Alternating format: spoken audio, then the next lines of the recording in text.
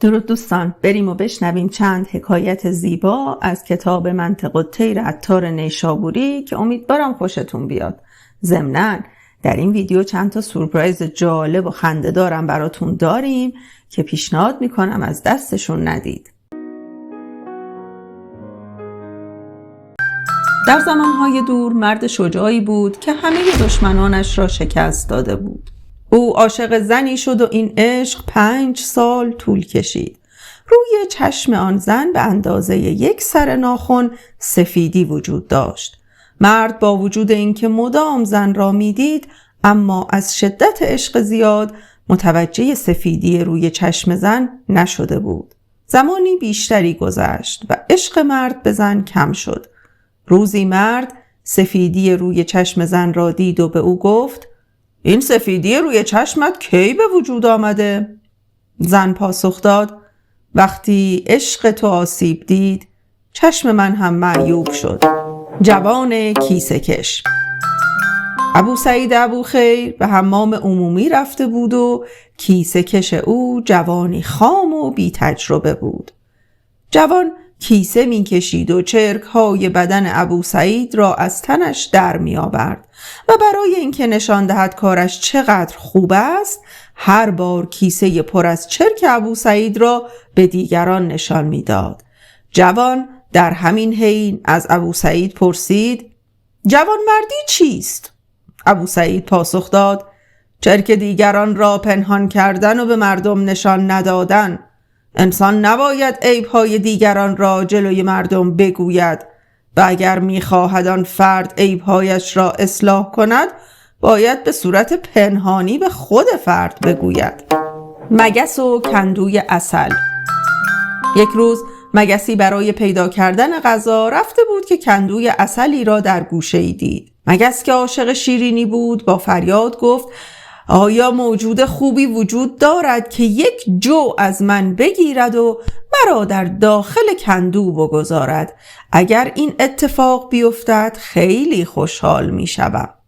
زنبوری که از کندو بیرون می آمد این سخن را شنید و جو را گرفت و مگس را به داخل کندو راه داد. مگس داخل کندو رفت و به خوردن عسل مشغول شد.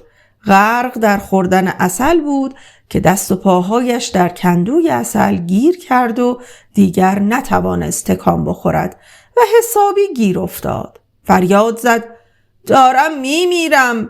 عسل بدتر و سختتر از زهر دارد مرا میکشد. حاضرم 2 جو بدهم و خودم را از اینجا نجات بدهم.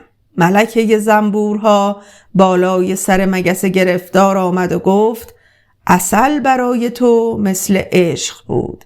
کسی که در راه عشق قدم می‌گذارد باید پخته و کامل باشد و قدم در راه عشق گذاشتن کار هر کسی نیست. ملکه رو به زنبورهای دیگر کرد و گفت: آزادش کنید که از اینجا برود. آب تلخ. روزی حضرت عیسی با یاران خود از راهی گذر می کردند که به رودخانه کوچکی رسیدند. همه از آب رودخانه نوشیدند. بسیار دلچسب و گوارا بود و عیسی کوزه‌ای هم از آب رودخانه پر کرد و با خود برد. در راه حضرت عیسی تشنه شد و از آب کوزه نوشید، اما دهانش حسابی تلخ شد و از این اتفاق تعجب کرد. با خود گفت: چرا آب این کوزه تلخ است و آبی که از چشم نوشیدم شیرین بود؟ کوزه شروع به حرف زدن با مسیح کرد و گفت: من مرد پیری هستم. از خاک من کاسه ها و کوزه های گلی زیادی ساختند. اگر 1000 بار هم از من کاسه و کوزه بسازند، باز هم من مزه تلخ مرگ می دهم. از تلخی مرگ است که آب کوزه اینقدر تلخ می شود. چراوی 4 حکایت شمرد، انگشت تو دکمه لایک را فشرد. قصر طلایی. پادشاهی پول زیادی خرج کرد و قصری از طلا ساخت. وقتی ساخت قصر به پایان رسید، افراد بسیاری از مناطق گوناگون می آمدند و به مناسبت پایان ساخته شدن قصر برای شاه هدیه می آوردند.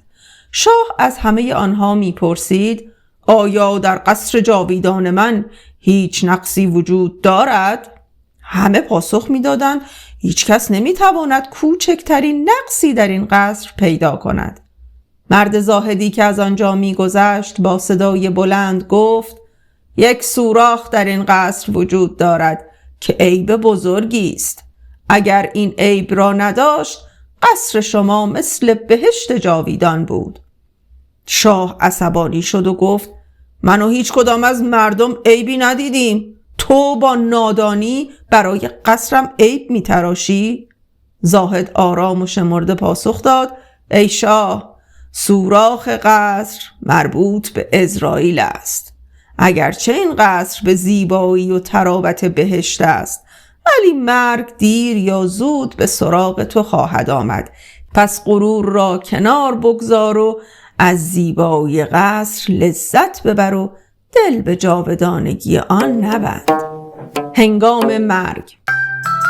وقتی سقراط در بستر افتاده بود و لحظات آخر زندگی را سپری می کرد، شاگردانش از او پرسیدند: ای استاد، وقتی کفن تو را آماده کردیم و بدن مرده‌ات را شستیم، در کجا تو را به خاک بسپاریم؟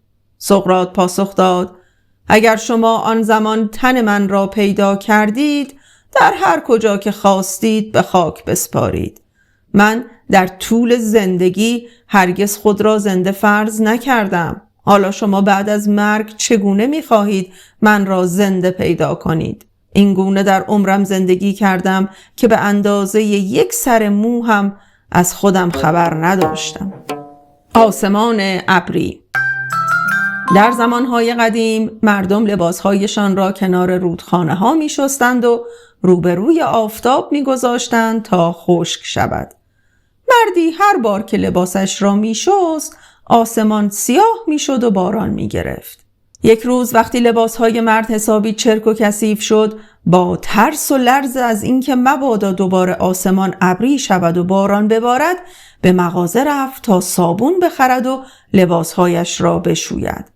در حالی که مرد به سمت مغازه می رفت، ابر سیاهی توی آسمان پیدا شد. مرد نگاهی به آسمان کرد و رو به ابر گفت: من می روم مغازه که کشمش بخرم. تو چرا داری میایی؟ من که صابون نمی خرم. از دست تو چقدر باید صابونهایم را هدر بدهم؟ ارزان فروش. روزی از روزها پیرمردی صوفی صبح زود به بازار بغداد رفته بود. در بازار صدای مردی را شنید که فریاد میزد: عسل دارم، عسل را خیلی ارزان می فروشم. پیرمرد صوفی رو به فروشنده کرد و گفت: ای مرد ارزان فروش، آیا این عسل را در ازای هیچ هم می دهی؟ فروشنده پاسخ داد: ای دیوانه، کسی تا حالا در ازای هیچ کالایی به کسی داده است؟ پیرمرد صوفی نگاهی به فروشنده کرد و آهی کشید و گفت: ای ارزان فروش، از این دکانی که در آن هستی یک طبقه بالا به سمت خدا بیا تا در برابر هیچ همه چیز به تو بدهد. چون حکایت به دینجا رسید، انگشت تو دکمه صاب را درید. مرگ مرد فاسد. مردی که بسیار گناهکار بود مرد و ملای شهر بر جنازه او نماز نخواند، زیرا باور داشت او مرد فاسدی است. همان شب ملا مرد فاسد را در خواب دید که توی بهشت است و چهرش مثل آفتاب می درخشد. ملا از مرد پرسید: ای مرد، تو که سر تا پا غرق گناه بودی، این مقام در بهشت را از کجا به دست آوردی؟ مرد پاسخ داد: به دلیل بیرحمی تو خداوند بر من گناهکار بدبخت رحمت فرستاد. محتسب و مست. در زمانهای قدیم محتسبی با زور و قوت مستی را کتک میزد. مست رو به محتسب کرد و گفت: مرا کمتر با این شور و شوق کتک بزن. اگر من مست هستم، تو هم از قدرت و رشوه و فساد و رفاه به دست آمد از پول دزدی مست هستی، اما گناه مستی تو بدتر از گناه مستی من است. چو خواهی که قصه کوتاه بماند به جای، تو ای جان من دکمه صاب را بسای. ابراهیم و مرگ. زمان مرگ حضرت ابراهیم نزدیک شده بود و نمیخواست به راحتی جان به عزراییل بدهد. حضرت ابراهیم رو به عزراییل کرد و گفت از پیش من برو و به خداوند بگو که از دوست خودت جانش را طلب مکن. خداوند به عزراییل گفت به ابراهیم بگو اگر تو دوست من هستی در راه دوست خودت جانت را بده. کسی از دوست خود جانش را دریغ نمی کند. یکی از افرادی که کنار بستر ابراهیم نشسته بود به ابراهیم گفت چرا جانت را به عزراییل نمی دهی؟ هر کسی که عاشق خداست در راه خدا جان خود را می دهد. تو چرا انقدر مراقب جانت هستی؟ ابراهیم پاسخ داد هنگامی که من بخواهم جان بدهم چرا عزراییل بین من و خداوند واسطه می باشد؟ از این سخن ابراهیم عزراییل بسیار تحت تأثیر قرار گرفت و گفت از من چیزی بخواه. ابراهیم بدون نگاه به عزراییل که او را سد بین خود و خدا می دانست گفت من منتظرم که خدا خودش با فرمان مستقیم بگوید که ابراهیم دوست من جان خود را نزد من بیاور. وقتی فرمان خداوند برسد دنیا هیچ ارزشی برای من ندارد. بوعلی سینا و پیرزن. پیرزنی پیش بوعلی سینا رفت و کاغذی که داخل آن پول بود به آن داد و گفت این را از من بگیر. بوعلی سینا پاسخ داد من با خدا پیمان بستم که از کسی جز او پول نگیرم. پیرزن گفت انگار چشمت 2 تا می‌بیند و بیماری 2 بینی گرفته ای. چیزی جز خدا وجود ندارد و همه پول و اشیای جهان متعلق به خداوند است.